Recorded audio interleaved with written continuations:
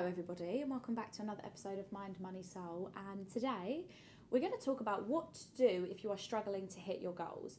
Now for anybody watching the YouTube video, there's a bit of a different setting. I am recording this in a hotel room in Liverpool because tomorrow I am doing a talk at a conference called the Next Gen Planners. It's for people in the financial services industry, and I'm going to be doing a talk on financial education, and I'm very excited, but I thought I'd bring the microphone up here and record a couple of sessions. So here we are.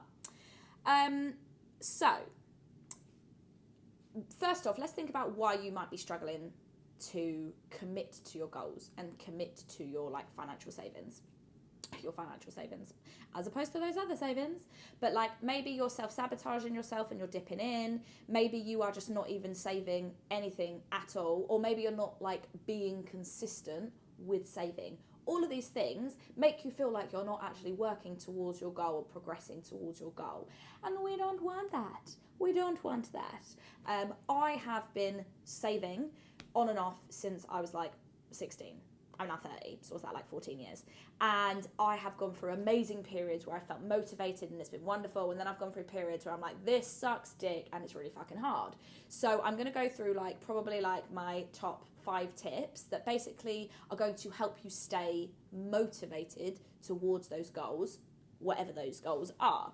So first off, my question is, how emotionally connected do you feel to your goals?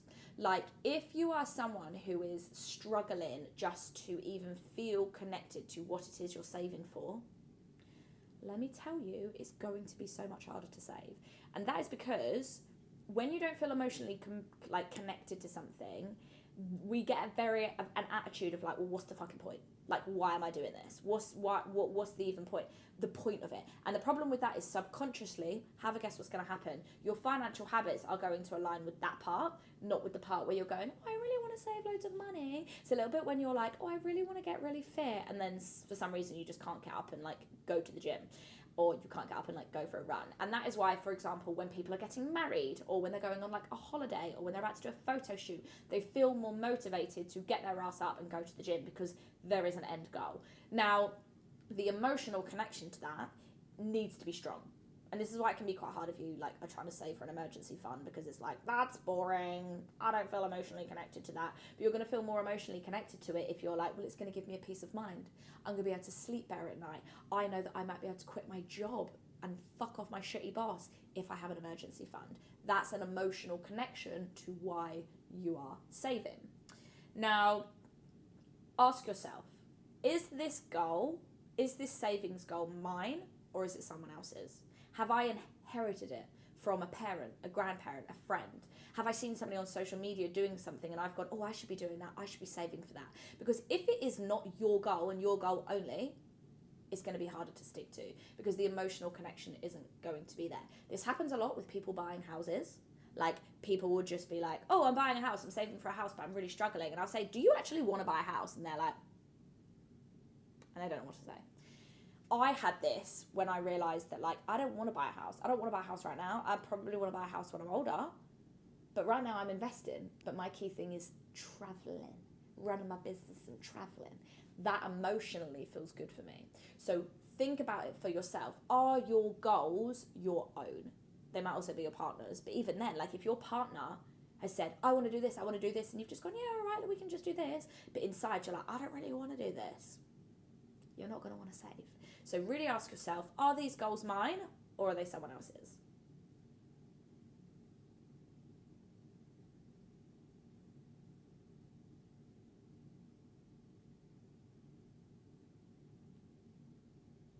Now, if you are self-sabotaging and you keep dipping into your savings, the habit that you end up getting into is a very bad one. And when I say bad, I don't mean bad negative. I just mean it's not helping you. It's absolutely hindering you. When you fall into a process of just dipping in, you're convincing yourself that whatever you need in that moment is more important than whatever your bigger goal is. Because in that moment you're going, I'm taking from my future self so that my present self can have whatever it is. So really look at what is it, when you dip into your savings, what are you spending that money on? Is it going on clothes? is it going on random nights out, or is it actually just going on like unexpected costs, and that savings goal is kind of becoming your emergency fund because you're dipping into it for emergencies? When you can figure out what it is that you're dipping into it for, that data, that sweet data, is so rich, because you're going to be able to figure out why you're doing it, and then that allows you to make a plan. Okay, so let's just have a think about it like this, right? If you're dipping into it because you're saving too much and like you're being unrealistic, you're naturally just going to end up dipping into it anyway, because you're not leaving yourself enough money. But if you're dipping into it for things where you're like, I don't actually need that, it's an emotional trigger, I'm doing it because somebody else is making me do it, that data is going to allow you to make a plan. And then what you can do is put friction between you and your goals, between you and your savings. Okay, lock your money away, put it into a fixed term account, save it somewhere where you don't have easy access. Anything where you can put friction between you and dipping into your savings is going to really help, because the more steps you have to go through, the more mindful you can be as it's happening, of like, why am I doing this? Is it helping me? Probably not. Now, the self-sabotage part might also be emotional. You might not feel comfortable or safe holding on to money. If you've never been a saver and suddenly your savings are growing, the self-sabotage might be like, oh, get rid of it, get some of it gone, because it doesn't feel safe holding on to money. So really working on your relationship with money and being able to hold on to money is going to be really important.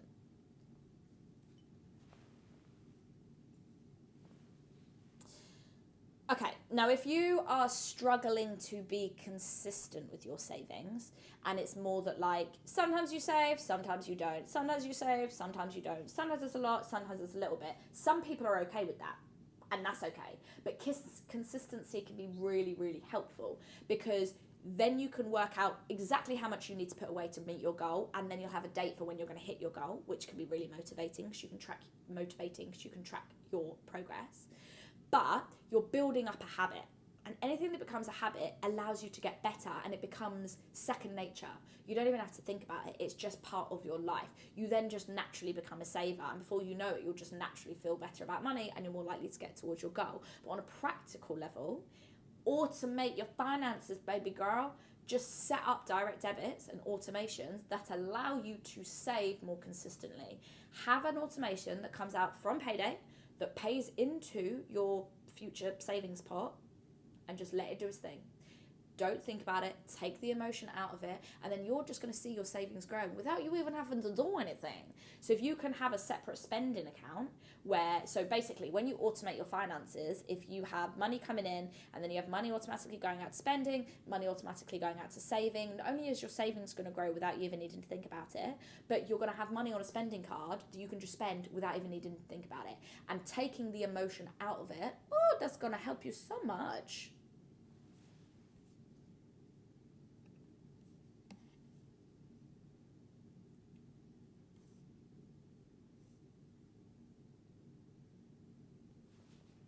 Now, a big one that people talk to me about is overspending. Like, I don't have anything left over to save at the end of the month, so I'm really struggling to save. This is where paying yourself first is so important, like paying yourself on payday. But the emotional side of understanding like what's triggering you to overspend is really important.